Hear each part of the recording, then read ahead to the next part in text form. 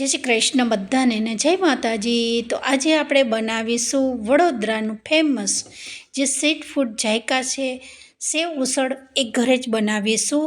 તો તમે જોઈ શકો છો અત્યારે મારું આ રેસીપી તૈયાર થઈ ગઈ છે। તો વિડીયો પસંદ આવે તો જરૂરથી એક લાઈક કરજો, વધારે વિડીયો પસંદ આ જાય તો જરૂરથી સબસ્ક્રાઈબ કરી દેજો। તો આ છે સેવ ઉસળ તૈયાર થઈ ગયું છે એકદમ ઘરે જ, જે વડોદરામાં લારી અથવા દુકાનમાં મળતું હોય છે એવું જ તમે ઘરે બનાવી શકો છો। બહુ જ આસાનીથી ઘરે તૈયાર થઈ જાય છે। તો મેં આખી આ રીતે જે રીતે વડોદરામાં લારી અથવા દુકાનમાં મળતું હોય એ જ રીતે મેં પ્રયત્ન કર્યો છે। તો આ મારું ઉસળ છે, એની ઉપર આ રીતે તમે જો દુકાનમાં કે લારીમાં ખાવા જતા હો તો આ રીતે તમને સર્વ કરીને આપતા હોય છે। બન છે, મતલબ પાઉં છે, ગાંઠિયા છે, લીંબુ છે, લીલી ડુંગળી છે અને સૂકી ડુંગળી આ રીતે સર્વ થતી હોય છે। તો આજની રેસીપી આપણી કમ્પ્લીટ તૈયાર થઈ ગઈ છે। તો ફ્રેન્ડ્સ, વિડીયોની શરૂઆત કરીએ। તો અત્યારે મેં આ આખી રાત માટે જે સફેદ વટાણા આવે છે એ પલાળી અને મૂકી દીધા હતા રાતના। તો સવારે લગભગ મેં 9 વાગ્યાની આસપાસ તમે જોઈ શકો છો એકદમ સરસ આ આપણા વટાણા પલળી ગયા છે, મતલબ કે પોચા થઈ ગયા છે। હવે આપણે આને લગભગ 2 થી 3 પાણીએ સારા એવા ધોઈ નાખીશું, કારણ કે આખી રાતમાં પલાળેલા છે તો ધોવા જરૂરી છે। ધોયા પછી આપણે હવે કુકર એક લેવાનું છે અને કુકરમાં આ રીતે વટાણાને ઉમેરી દેવાના છે અને થોડુંક લગભગ આપણે 5 ચમચી જેટલું અહીંયા મીઠું નાખવાનું છે અને વટાણા ડૂબે એટલું પાણી ઉમેરવાનું છે। હવે આપણે અહીંયા કુકરનું ઢાંકણું ઢાંકી અને લગભગ આને 2 થી 3 વિસલ બોલાવી દેવાની છે। પહેલાં ફાસ્ટ ગેસે 1 વિસલ બોલાવી અને ગેસ ધીમો કરી અને ફક્ત 3 વિસલમાં તમે જોઈ શકો છો કે વટાણામાંથી આ રીતે ફોતરા બહાર આવી ગયા છે અને વટાણા સારા એવા ચડી ગયા છે। તો હવે આપણે આને એક બાઉલમાં કાઢી લઈશું અને હવે આપણે અહીંયા ગ્રેવીની પ્રોસેસ કરીશું। તો લગભગ 5 થી 7 લસણની કળી લીધી છે અને 1 ઇંચ જેટલું આદું લીધું છે। આદું, લસણ અને ડુંગળીને એકસાથે અહીંયા મિક્સરમાં ક્રશ કરીશું, મતલબ કે અહીંયા એક પેસ્ટ બનાવવાની છે ફ્રેન્ડ્સ। અહીંયા ટામેટાને થોડા અલગ કરવાના છે, જોડે નથી કરવાના। તો આ ત્રણેય વસ્તુની સારી એવી પેસ્ટ આપણે બનાવી દઈએ। તો આ સરસ ડુંગળી, લસણ અને આદુની પેસ્ટ તૈયાર થઈ ગઈ છે। હવે આપણે એને એક આ રીતે બાઉલમાં કાઢી લઈશું। એકદમ ફાઇન પેસ્ટ કરી દેવાની છે, કારણ કે આપણે ઉસળ આમાંથી બનાવવાનું છે। તો ઉસળમાં કોઈ મોટો ભાગ ના રહેવો જોઈએ, તો જ સારું ઉસળ લાગે છે। હવે આપણે અહીંયા એક મરચું લીધું છે। આ મરચું બહુ તીખું નથી, વઢવાણી મરચું મોળું છે, પણ મેઇન ખાલી આપણે મરચાંનો અહીંયા ટેસ્ટ જોઈએ છે। એક ટામેટું લીધું છે। જો તમને વધારે તીખું પસંદ હોય તો તમે 2 મરચાં ઝીણા તીખા લઈ શકો છો। તો ટામેટાની મરચાંની બી આ રીતે અલગ રીતે જ મેં પેસ્ટ તૈયાર કરી દીધી છે। હવે એને બી આ રીતે બાઉલમાં કાઢી લઈશું। હવે આપણે અહીંયા ઉસળનો વઘાર કરવાનો છે। તો એક કડાઈ ગેસ ઉપર લગાવી દીધી છે અને લગભગ અહીંયા મેં 2 થી 3 ચમચી જેટલું તેલ લીધું છે અને અહીંયા મેં થોડો જીરાનો ઉપયોગ કર્યો છે, કારણ કે જો લારીવાળા હોય છે એ જીરું નથી નાખતા હોતા, પણ આપણે ઘરે બનાવીશું તો જીરાનો ટેસ્ટ જે ઉસળમાં સારો લાગે છે। જો તમને પસંદ હોય તો તમે અહીંયા ઉમેરી શકો છો, નતર સ્કીપ કરી શકો છો। અને ત્યાર પછી તેલ સારું એવું થઈ ગયું, જીરું સારું એવું થઈ ગયું, ત્યાર પછી જે આદું, લસણ અને ડુંગળીની પેસ્ટ છે એ ઉમેરી છે। હવે આને આપણે થોડીવાર 2 થી 3 મિનિટ ઢાંકી અને રહેવા દઈશું, કારણ કે આ ગ્રેવી બનાવીશું, ઉસળ બનાવીશું, એમાં કોઈ બી વસ્તુ ઉમેરીશું તો એનો કાચો ટેસ્ટ ના રહેવો જોઈએ ફ્રેન્ડ્સ। આ વાતનું તમારે ખાસ ધ્યાન રાખવાનું છે। તો હવે આપણે આને લગભગ 2 મિનિટ માટે ઢાંકી અને રહેવા દઈશું। ડુંગળી અને જે વસ્તુ કાચી છે એને પૂરી પકાવવાની છે। તો 2 થી 3 મિનિટ તમે આ રીતે ઢાંકી અને રહેવા દેશો તો ઓટોમેટિક એમાંથી તેલ બહાર આવી જશે। ત્યાર પછી મરચાં અને ટામેટાની જે પેસ્ટ તૈયાર કરી છે એ ઉમેરી છે। આવી રીતે સ્ટેપ બાય સ્ટેપ તમારે કોઈ પણ ગ્રેવી લો એને શેકી અને તેલમાં આ રીતે શેકી અને પછી ઉસળને બનાવવાનું છે ફ્રેન્ડ્સ। તો ઉસળનો ટેસ્ટ છે એ બહુ જ સરસ આવશે। જો આમાં કોઈ કચાશવાળો ભાગ રહી ગયો હશે તો ઉસળ બિલકુલ સારું નહીં લાગે।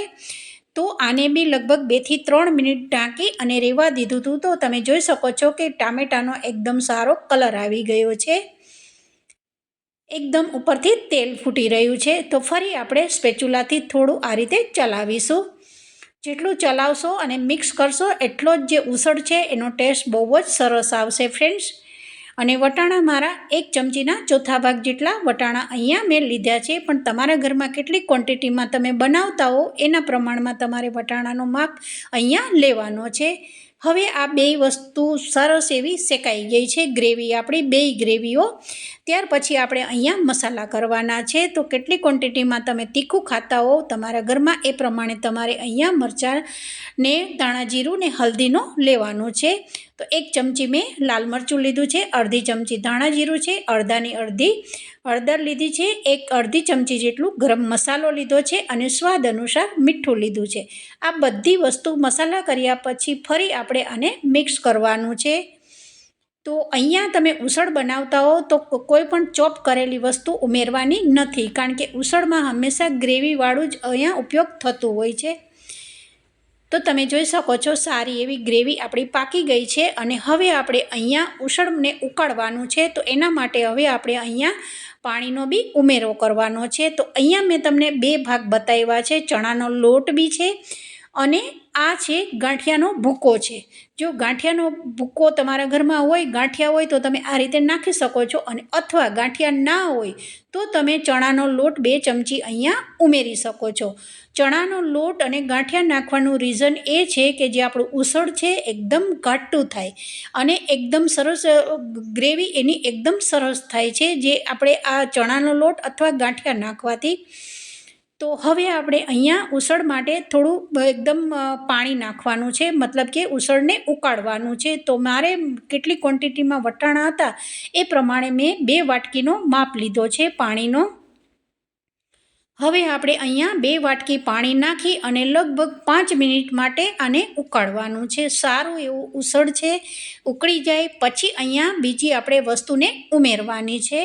તો તમે જોઈ શકો છો આપણે જે ગાંઠિયાનો ભૂકો નાખ્યો અને મસાલા સારા કરી દીધા છે અને ગ્રેવી એકદમ સરસ આપણી તેલમાં શેકાઈ ગઈ છે. 2 વાટકી પાણી નાખી અને સરસ આ રીતે મિક્સ કરી અને ઢાંકી અને આને હવે આપણે છોડી દેવાનું છે. હવે કેટલી ક્વોન્ટિટીમાં તમારે વટાણા હોય એના ઉપર તમારે ઉકાળવાનું હોય છે. તો તમે જોઈ શકો છો સારું એવું ઉસળ છે એ ઉકળી ગયું છે, એકદમ બબલ્સ આવી રહ્યા છે અને અડધા ભાગનું પાણી થઈ ગયું છે. એટલું મેં ઉકાળ્યું હતું કે મારી 2 વાટકી હતી એમાંથી 1 વાટકી જેટલું ઉસળ થઈ ગયું છે. હવે અહીંયા મેં લીલું લસણ અને લીલી ડુંગળી નાખી છે. જો આ તમને પસંદ હોય તો તમે નાખી શકો છો, નતર સ્કીપ કરી શકો છો. તો અહીંયા લાસ્ટમાં મેં ધાણા બી અત્યારે ઉસળ ઉકળતું હતું એમાં જ ઉમેરી દીધા છે અને સફેદ જે લીલું લસણ આવે છે એ ભાગ બી મેં અત્યારે ઉસળમાં ઉમેરી દીધું છે. અને પછી લાસ્ટમાં આ રીતે એકદમ સરસ ઉસળ ઉકળી ગયું, એકદમ સરસ બધા આપણા મસાલા પાકી ગયા. ત્યાર પછી જે બાફેલા વટાણા છે એ અત્યારે અહીંયા ઉમેરી દીધા છે.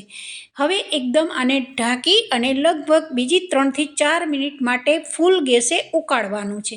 અને એમાંથી મેં લગભગ 2 ચમચી જેટલું આ જે છે ઉસળ એનો ભાગ લઈ લીધો છે. તો એનો તમે વિડીયો સ્કીપ ના કરશો કે લાસ્ટમાં હું એનો ઉપયોગ શું કરીશ એ તમે જોશો, કારણ કે તમે સ્કીપ અડધો વિડીયો કરશો તો તમને લાસ્ટવાળું બિલકુલ ખબર નહીં પડે. તો હવે આને ઢાંકી અને લગભગ બીજી 3 થી 4 મિનિટ માટે થવા દઈશું. તો તમે જોઈ શકો છો એકદમ સરસ ઘાટું ઉસળ થઈ ગયું છે. બિલકુલ આમાં પાણીનો ભાગ રહ્યો નથી, કારણ કે આપણે પહેલાં બી 2 વાટકી પાણી નાખ્યું ત્યારે બી સારું ઉકાળ્યું હતું અને અત્યારે બી લગભગ 3 થી 4 મિનિટ 5 મિનિટ માટે ઉકાળ્યું છે. તો સારું એવું આ ઘટ થઈ ગયું છે. હવે આપણે અહીંયા એક વઘાર્યું લેવાનું છે, એમાં 1 ચમચી જેટલું મેં અત્યારે તેલ નાખ્યું છે. હવે ગેસ હું ધીમો કરી દઈશ અને જે મેં આ 2 ચમચી કાઢેલું હતું એમાં 1 ચમચી હું અત્યારે કશ્મીરી મરચું નાખ્યું છે. અત્યારે અહીંયા ફરી આપણે વઘાર કરવાનો છે. આને જે સેવ ઉસળની તરી કહેવાય છે. જે તમે લારીમાં સેવ ઉસળ ખાતા હો તો તમારે વધારે તેલવાળું ખાતા હો તો જો લારીવાળા ભાઈ હોય એ શું કરે છે, આ તરીને ઉપરથી આ રીતે 2 ચમચી તેલવાળું ઉમેરતા હોય છે. તો એનો ટેસ્ટ બહુ જ સરસ આવે છે. જુઓ અહીંયા તમે કાચે કાચું એકદમ લાલ મરચું ઉમેરી દેશો તો વઘાર છે દાજી જશે, એટલે મેં પહેલાં એમાંથી ઉસળનું 2 ચમચી અહીંયા કાઢી લીધું છે. હવે તમે જોઈ શકો છો કે મારું આ જે ઉસળ છે એકદમ સરસ ઘાટું તૈયાર થઈ ગયું છે. જેવી રીતે વડોદરાની લારી દુકાનમાં મળે છે એ જ ટાઈપનું આપણે ઘરે જ આસાનીથી બની જાય છે. ફ્રેન્ડ્સ, ખાલી તમે એકવાર ધ્યાનથી વિડીયો જોશો ને તો એકવાર નહીં 2 વાર આ સેવ ઉસળ બનાવવાનું તમને મન થઈ જશે. વારે વારે તમને એમ થશે કે આ તો સિમ્પલ રેસીપી છે. તો તમે જોઈ શકો છો સાથે મેં પાઉં છે, લીંબુ છે, લીલી ડુંગળી છે અને થોડાક આ રીતે ગાંઠિયા છે. ગાંઠિયાની જગ્યાએ તમે સેવ બી લઈ શકો છો, પણ વધારે પડતું સેવ ઉસળમાં મોટા ગાંઠિયા આવે છે એનો જ ઉપયોગ થતો હોય છે. તો સાથે ડુંગળી છે અને આ છે તરી છે. હવે આ તરીને તમારે વધારે તમને પસંદ હોય કે તેલવાળું આ રીતે તીખું થોડુંક ખાવું છે તો ઉપરથી તમે 2 ચમચી અહીંયા તરીને ઉમેરી અને પછી બન સાથે તમે ખાઈ શકો છો. તો છે ને એકદમ વડોદરાનું ફેમસ ઘરે જ આસાનીથી આ સેવ ઉસળ તૈયાર થઈ જાય છે. બસ ખાલી થોડા ઘણી વસ્તુ આપણા ઘરમાં પડી હોય તો આજકાલ તો કઠોળ તો બધાના ઘરમાં હોય જ છે અને આ રીતે બન બી ઘરે લાવતા જ હોઈએ છીએ. તો જરૂરથી આ એક સ્ટ્રીટ ફૂડ જાયકા છે વડોદરાનું ફેમસ. તો જરૂરથી આ રેસીપીને ટ્રાય કરજો અને તમારી રેસીપી કેવી બની એ જરૂરથી મને કમેન્ટ કરીને જણાવજો. તો લાસ્ટમાં આ રીતે થોડા ગાંઠિયાને આ રીતે હાથથી મસળી અને ઉપરથી આ રીતે છંટકાવ કરી અને આપણે ખાઈ શકીએ છીએ. જો તમને વધારે પસંદ હોય તો અહીંયા તમે વધારે બી ગાંઠિયા નાખી અને ખાઈ શકો છો.